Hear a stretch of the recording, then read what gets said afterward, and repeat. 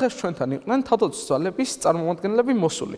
მათ გაგვაცნეს ჩვენს ჯარზე და მის სხვადასხვა სასწავლებლებზე ინფორმაცია და პირადად მინდა გადავუხადო მადლობა თავდაცვის სამინისტროს ასეთი საინტერესო პროექტის განხორციელებისთვის. თავდაცვის სამინისტროს პროექტით ჩვენი ჯარის ფარგლებში ვიმყოფებოდით ქალაქ ტყიბულის ნომერ 6 საჯარო სკოლაში, სადაც სკოლის მოსწავლეებს გავაცანით თავდაცვის ძალების შემადგენლობა და სტრუქტურა, სამსახურის ფორმები და არსებული სიახლეები. აღნიშნულმა შეხვედრამ მაღალი ინტერესისა და ჩართულობის ფონზე ჩაიარა, რისთვისაც მადლობას ვუხდი სკოლის მოსწავლეებს და სკოლის დირექციას.